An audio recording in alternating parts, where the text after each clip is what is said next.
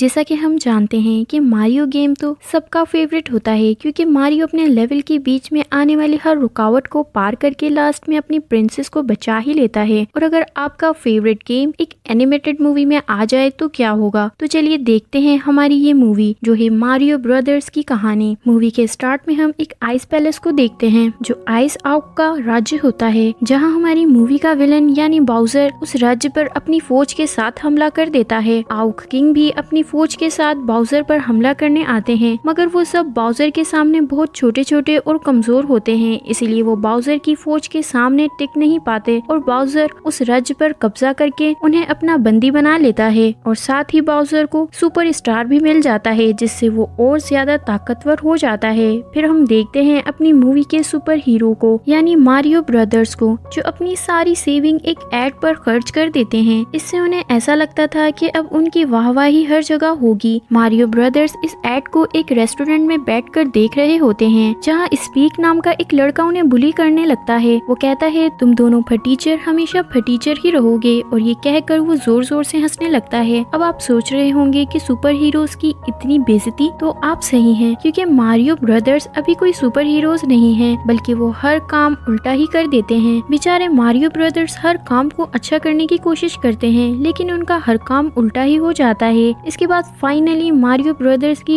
Add का पहला call आता है, जो उनके पहले कस्टमर की कॉल होती है। फिर वो दोनों अपने काम के लिए निकल जाते हैं, जहाँ रास्ते में वो बिल्कुल हमारे गेम की तरह मुश्किलें पार करता है और अपने ब्रदर लुईजी के लिए आसानियाँ बनाता है। और फाइनली वो अपने कस्टमर के घर पहुँच जाते हैं, जहाँ घर को देखकर वो कहते हैं कि ओए पार्टी तो मालदार लग रही है। इसके बाद मारियो ब्रदर्स घर के वॉशरूम में पाइप सही करने जाते हैं, जहाँ रास्ते में उन्हें फ्रेजेस नाम का डॉग मिलता है, जिसे देखकर लुईजी डर जाते हैं और गलती से इनके पाँव के नीचे फ्रेजेस की हड्डी आकर टूट जाती है, जिसकी वजह से वो बहुत गुस्सा होता है। फिर जल्द ही मारियो ब्रदर्स अपना काम अच्छे से पूरा कर देते हैं, लेकिन तभी वहाँ फ्रेजेस आ जाता है अपनी टूटी हड्डी का हिसाब बराबर करने के लिए। इन तीनों के बीच बड़ी जबरदस्त फाइट होती है और गलती से फ्रेजेस विंडो से बाहर गिर जाता है, लेकिन मारियो उसे गिरने से बचा लेता है। तभी घर की ओनर वहाँ आ जाती है और सारे पानी के सिस्टम का सत्यानाश देखकर बहुत ही ज्यादा हैरान होती है। सीन चेंज होता है और दोनों ब्रदर्स घर आ जाते हैं, जहाँ खाने की टेबल पर सब मारियो ब्रदर्स के एड की ही चर्चा कर रहे होते हैं। तो मारियो की मदर के अलावा वो सब उनकी बुराई ही करते हैं। मारियो के फादर कहते हैं खुद के साथ साथ तुम अपने भाई का भी बेड़ा गर्क कर रहे हो। ये बात सुनकर मारियो बहुत ज्यादा दुखी होता है और वो अपने रूम में चला जाता है, जहाँ लुईजी मारियो के लिए खाना लेकर आता है। दोनों भाई रूम में बैठकर टीवी पर अपने किए कारनामे देख रहे होते हैं, जहाँ उन्हें मालूम होता है कि सारे पानी का सिस्टम खराब हो गया है और पानी बाहर सिटी में जमा हो रहा है। अब फिर से मारियो सोचता है कि ये हमारे हीरो बनने का सही टाइम है और वो दोनों फिर से मदद के लिए निकल पड़ते हैं। फिर मारियो वाटर टनल के अंदर जाता है ताकि पानी के सिस्टम को ठीक कर सके, लेकिन वहाँ ब्लास्ट की वजह से वो दोनों ब्रदर्स एक सीक्रेट जगह पे आ जाते हैं, जो सिटी के नीचे होता है, जहाँ वो पाइप के अंदर चले जाते हैं और एक मैजिकल जगह में पहुँच जाते हैं अलग अलग पाइप्स के जरिए। मारियो एक मशरूम किंगडम में आ जाता है, जहाँ मारियो को एक बोलते हुए क्यूट से मशरूम को देखकर बहुत ज्यादा डर लगता है, जो अपना नाम टॉड बताता है। मारियो से बताता है कि मैं अपने भाई को ढूंढ रहा हूँ, वो बराबर वाले पाइप में से होते हुए पता ही नहीं कहाँ चला गया। तो टॉड उसे बताता है वो अंधेरी नगर में है और वो बाउजर के कब्जे में है, तुम्हें हमारी राजकुमारी के पास जाना होगा मदद के लिए। अब सीन लुईजी पर शिफ्ट होता है, जो मारियो को अंधेरी नगर में ढूंढ रहा होता है, जहाँ उसके पीछे बाउजर के आदमी लग जाते हैं। अब सीन दोबारा मारियो पर शिफ्ट होता है, जो टूट के साथ राजकुमारी के महल जा रहा होता है, जहाँ मारियो बहुत ही एडवेंचर भरा सफर तय करता है, जैसे उड़ती हुई ईंटें, रंग बिरंगे पाइप और उड़ते हुए पाइप्स। फिर फाइनली वो महल तक पहुँच जाते हैं, तो गेट पर कुछ मशरूम्स मारियो को अंदर नहीं जाने देते। तो फिर हमारा क्यूट सा मशरूम टूट अपना ढाबा खोलकर बैठ जाता है और उन्हें डिस्ट्रैक्ट करके मारियो को अंदर जाने देता है, लेकिन अंदर जाकर भी मारियो मशरूम सेना से बच नहीं पाता। वो भागते हुए अंदर की तरफ जाता है, जहाँ वो राजकुमारी के सामने आ जाता है। राजकुमारी एक इंसान को देखकर चौंक जाती है और वो हाथ पकड़कर मारियो को जमीन पर पटक देती है। सब मशरूम मारियो पर अटैक कर देते हैं। राजकुमारी मारियो को छोड़ने का कहती है। फिर मारियो राजकुमारी को अपनी प्रॉब्लम बताता है, तो राजकुमारी कहती है कि देखते हैं कि तुम में कितना दम है। इसके बाद राजकुमारी मारियो का टेस्ट लेती है। पहले वो खुद उस लेवल को पार करके दिखाती है और फिर मारियो को ऐसा करने को कहती है। मारियो कहता है कि मैं ऐसा कैसे कर सकता हूँ। तो राजकुमारी मारियो को पावर देती है जो मशरूम खाने से आती है, लेकिन साथ ही वो बताती है कि आउट होने पर पावर चली जाती है। अब मारियो पावर खाता रहता है और प्रैक्टिस करता रहता है। यहाँ राजकुमारी भी थक जाती है, मगर काफी कोशिशों के बाद मारियो उस लेवल को पार तो कर लेता है, मगर लास्ट मूवमेंट पर वो फ्लैग को टच नहीं कर पाता। तो राजकुमारी कहती है कि कोई बात नहीं, मैंने भी काफी कोशिशों के बाद ही सीखा है। अब सीन दोबारा बाउजर पर शिफ्ट होता है जो अपनी सेना के साथ मशरूम किंगडम पर अटैक करने वाला होता है। यहाँ हमें ये भी मालूम होता है कि बाउजर मशरूम राज्य की राजकुमारी को पसंद करता है और उससे शादी करना चाहता है। यहाँ बाउजर के आदमी लुईजी को बंदी बना कर ले जा रहे होते हैं और लुईजी अपने बचपन की तरह खुद को अभी भी कमजोर समझ रहा होता है और उसे मारियो की याद भी आ रही होती है। दूसरी तरफ राजकुमारी मारियो को लेकर अपनी सेना के सामने आती है और सबको बताती है कि हम कौन सेना की हेल्प से बाउजर से लड़ेंगे। फिर राजकुमारी मारियो को लेकर अपने सफर पर निकल पड़ती है जहां उन्हें ज्वाइन करता है प्यारा सा मशरूम टॉड। यहाँ बाउजर राजकुमारी को प्रपोज करने की तैयारी कर रहा होता है जहां उसे उसका साथी आकर मारियो के बारे में बताता है। यहाँ मारियो राजकुमारी के साथ एक बहुत ही खूबसूरत जगह आता है जहाँ राजकुमारी से मारियो कहता है कि तुम यहाँ की तो नहीं लगती हो, जिस पर राजकुमारी कहती है कि मुझे नहीं मालूम मैं कहाँ से आई हूँ, मैं बचपन में यहाँ आई थी, इन लोगों ने मुझे पाला और बड़ा किया, फिर इन्होंने मुझे अपनी राजकुमारी बना दिया। फिर हम लुईजी को देखते हैं जिसे बाउजर बंदी बनाकर बाकी सब बंदियों के साथ रख देता है। जहाँ हम आइस किंग के आउक को भी देखते हैं और एक स्टार कैदी को भी देखते हैं जो कहता है हमें यहाँ से एक चीज आजाद करवा सकती है। तो लुईजी कहता है कि वो क्या?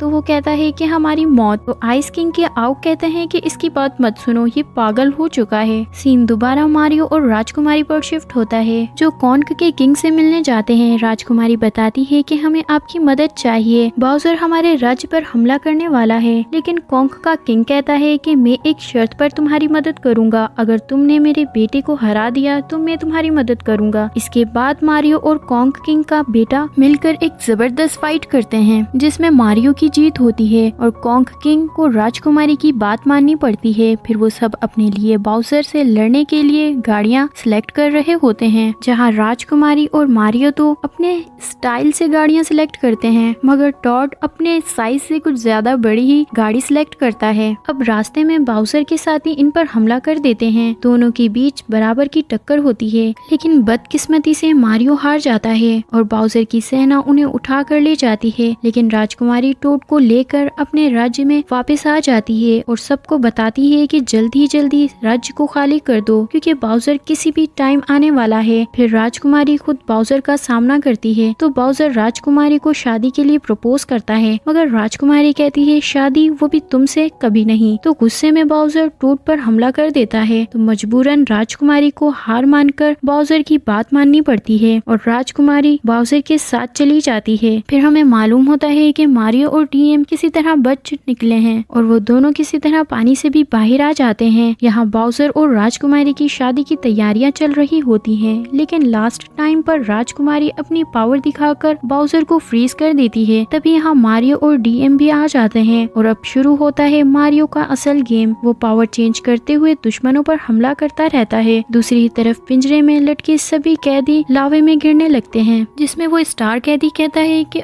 फाइनली हम आजाद होने वाले हैं, मगर डीएम उन्हें बचा लेता है। तभी लुईजी का हाथ फिसल जाता है और वो लावे में गिरने लगता है तो मारियो वहाँ पहुँच जाता है अपने ब्रदर को बचाने। दोनों भाई एक दूसरे को मिलकर बहुत खुश होते हैं। डीएम भी अपने फादर को बचा लेता है और यहाँ बाउजर फ्रीज से आजाद हो जाता है और गुस्से में अपना रॉकेट महल पर छोड़ देता है, मगर मारियो उसे डिस्ट्रैक्ट करके पाइप में भेज देता है, जिसके ब्लास्ट की वजह से सभी चीजें खींचती हुई रियल वर्ल्ड में आ जाती हैं। यहाँ बाउजर मारियो को बहुत पीटता है और मारियो खुद को बहुत कमजोर महसूस करता है, लेकिन हिम्मत करके मारियो दोबारा लड़ने आता है तो राजकुमारी मारियो को सुपर स्टार पकड़ने का कहती है। मारियो वो स्टार पकड़ने जाता है तो बाउजर मारियो की तरफ आग फेंकता है, मगर लुईजी बीच में आकर अपने भाई की मदद करता है और साथ में वो दोनों सुपर स्टार ले लेते हैं और यहाँ से शुरू होता है गेम का असली मजा। मारियो ब्रदर्स मिलकर जम के बाउजर का मुकाबला करते हैं और सभी सिटी वाले वाले मारियो ब्रदर्स की बहादुरी को देखते हैं। यहाँ राजकुमारी ऑपोजिट पावर बाउजर को खिलाकर छोटा कर देती है। सब मिलकर मारियो ब्रदर्स को अप्रिशिएट करते हैं। लास्ट सीन में हम देखते हैं कि मारियो ब्रदर्स मशरूम में ही खुशी खुशी रहने लगते हैं और इसी के साथ हमारी मूवी का एंड होता है।